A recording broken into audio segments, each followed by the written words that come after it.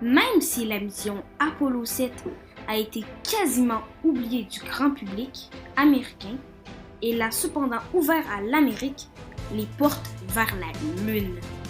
Aujourd'hui, à Conquest, nous revenons sur la mission Apollo 7, le coup d'envoi vers la course à la Lune.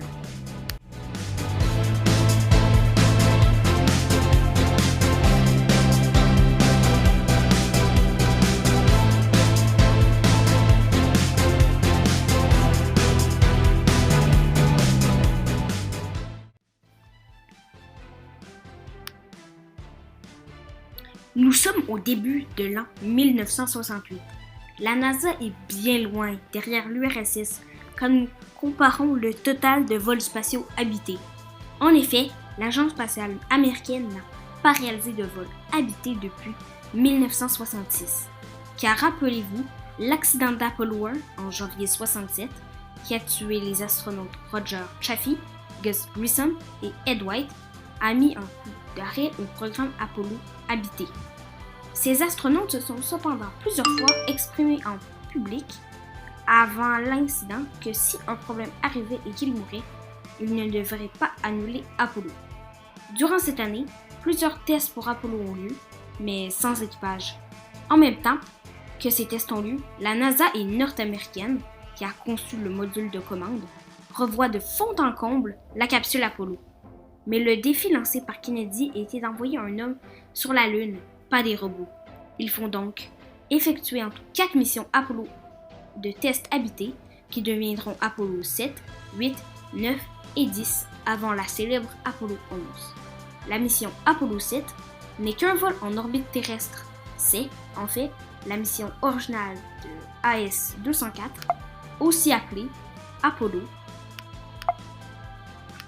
Même si Apollo 7 n'a pas de module lunaire, qui n'est évidemment pas nécessaire pour une mission en orbite terrestre, l'équipage est composé de 3 personnes.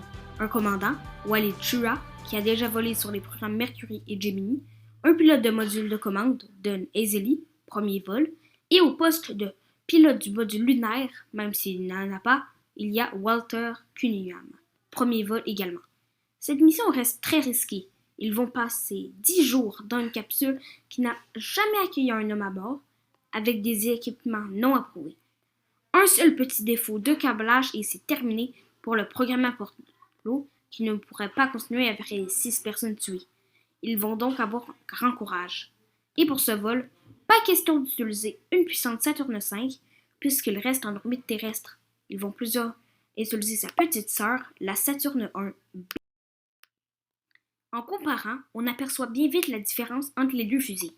La Saturne V est alors la fusée la plus puissante et la plus haute jamais construite, avec 3 étages, alors que la Saturne 1B, destinée au vol autour de la Terre, a une puissance et hauteur normale, avec 2 étages.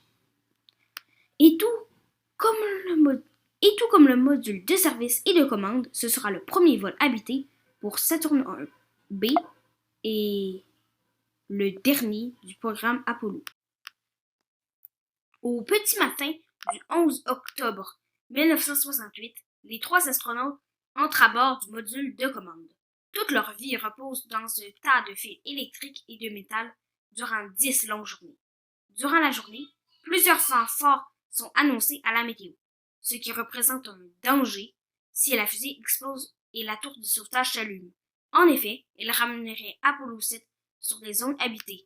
Le problème, c'est que la capsule ne peut atterrir que sur l'eau, pas sur la terre ferme.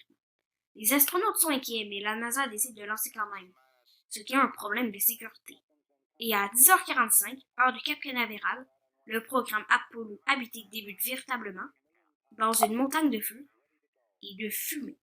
10, 9, 8, 7, 6, 5, 4, 3, ignition. 2, we have ignition. Liftoff, we have liftoff. This is flight control, we have liftoff. Got it clear. 12 seconds out, the roll program has commenced.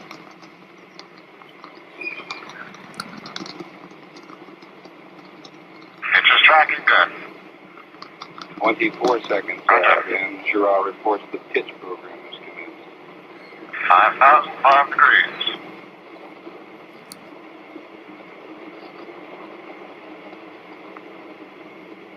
Roll complete. 40 seconds, the roll program is Roger, complete. right, nice. Get a little noisy now.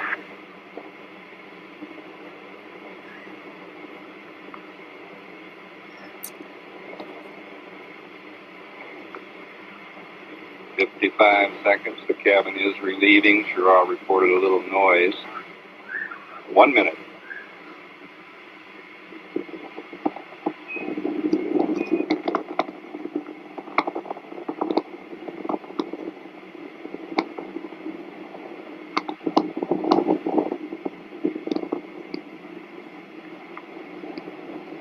One minute, 20 seconds into the flight. All systems go on the ground and in the air.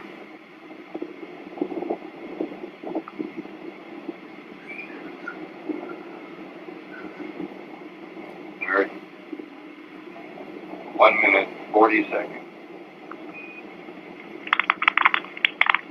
Flight director asks the flight dynamics officer if he likes to do his work there next day. Roger, one Charlie.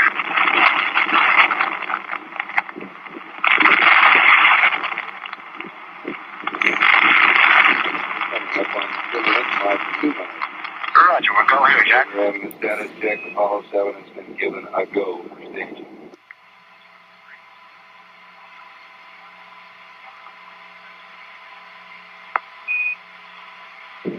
Two minutes, 15 seconds.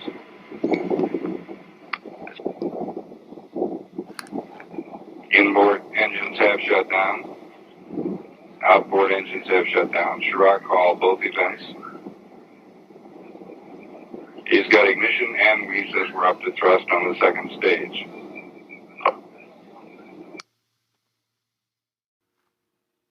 La mise en orbite d'Apollo 7 se passe parfaitement, mais Wally Schirra est par contre furieux que l'agence spatiale américaine n'ait pas respecté les critères de sécurité avant le lancement, et on le comprend. Ce vol suit la tragédie d'Apollo 1 et qui a pour rappel tué 3 astronautes. Et c'est d'ailleurs que les astronautes qui prennent les risques.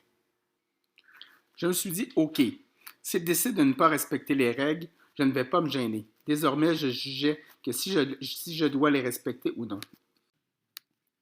Après la mise en orbite, les 4 panneaux qui devraient, lors des missions Apollo lunaires, contenir le module lunaire s'ouvrent. Dans ce vol, il n'y a que des poutres métalliques pour simuler l'amarrage. Mais les problèmes commencent presque immédiatement. Un des 4 panneaux ne s'ouvre pas au complet. Ce problème n'est pas grave sur Apollo 7, mais le sera pour une future mission vers la Lune. On décide donc qu'à l'avenir, les panneaux se détacheront complètement de l'étage. Apollo 7 change donc son orbite, puis fait un rendez-vous parfait avec le LEM imaginaire. Et bien sûr, Schirra refuse la demande du centre de contrôle de Houston de faire une diffusion télévisée en direct en même temps. Je ne voulais pas faire les choses dans un ordre qu'on n'avait pas répété au sol. On devait tester le circuit de diffusion avant de le tester. C'est prévu pour la veille de la diffusion, mais le jour de ce test, ils nous ont demandé de diffuser pendant la manœuvre de rendez-vous avec S4B. Je ne voulais pas que quoi que ce soit de non important interfère avec une manœuvre aussi sensible. On avait prévu de diffuser le lendemain, alors on diffusera le lendemain. Je leur ai donc dit qu'on reportait à demain. Ça faisait du sens pour moi, mais pas pour eux. En plus, Schirra attrape un rhume durant les premiers jours de vol. Le S4B et le module de commande et de service s'éloignent peu à peu à grande distance. Pendant ce temps, plusieurs tests sur la capsule et, justement, le module de service ont lieu. Le 13 octobre, la première diffusion TV en direct depuis un vaisseau spatial américain a lieu. Les astronautes ont désormais tous les 3 un rhume et les relations restent tendues avec Houston. Mais pour la diffusion, les astronautes affichent un large sourire. I can read it now, just a minute. It says from that lovely Apollo something. You guys should write Apollo room. High atop everything. something. High atop everything. Looks good. I can see Wally Hamlin now. Don has a smile on his face, and there's Walt. Okay, what's the next one? A little closer, Wally. Says keep those cards coming. Cards and letters coming in. Coming in, folks. It's loud and clear. En tout, il y aura 7 divisions en direct durant la mission. Cet événement, qui était inédit à l'époque, permet aux astronautes d'avoir un Emmy Award spécial. Le moteur du module de service, le SPS, est allumé 8 fois en tout. La nourriture aussi est testée et c'est la première fois que les astronautes rajoutent de l'eau, froide ou chaude, dans des aliments déshydratés, du côté américain bien sûr. Les astronautes ont choisi leur repas à l'avance, mais ils avoueront, après le vol, qu'ils ont eu les yeux beaucoup plus gros que le ventre. Pendant ce temps, le S-4B se désorbite et effectue une rentrée dans l'atmosphère, se désintégrant en même temps. Mais les relations avec le sol ne s'améliorent pas du tout. Après 11 jours de mission, il est temps de rentrer. Mais les chicanes avec Houston recommencent. Alors que les astronautes ne veulent pas porter de casque et des gants durant la rentrée, Houston veut absolument qu'il en aille. Selon l'équipage, avoir un casque pourrait empêcher de se moucher durant la rentrée. Ce qui est un problème car ils ont un rhume. Mais à la NASA, c'est inconcevable qu'ils ne portent pas de scaphandre. La capsule n'a jamais été testée avec des humains à bord lors d'une rentrée et il se peut qu'il y ait une dépressurisation accidentelle du module de commande. Aussi, le casque empêche le choc de l'amérissage. Après plusieurs débats, Chira gagne.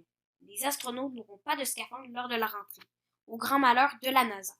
Pour protéger leur tête lors de l'impact avec l'eau, ils installent des sacs de nourriture vides.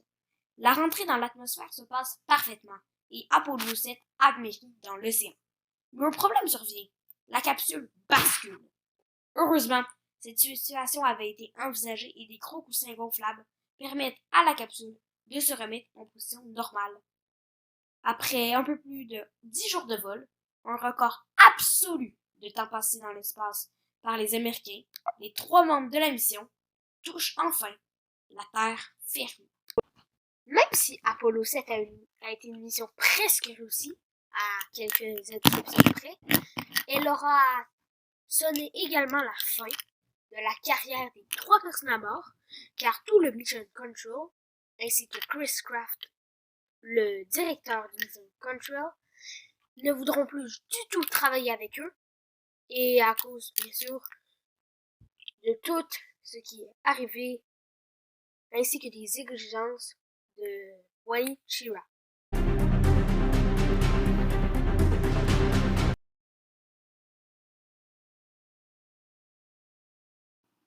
Merci d'avoir regardé cette vidéo. Si vous l'avez aimé, n'hésitez pas à vous abonner à la chaîne ainsi qu'à laisser un pouce bleu, ça m'aide énormément pour mon référencement.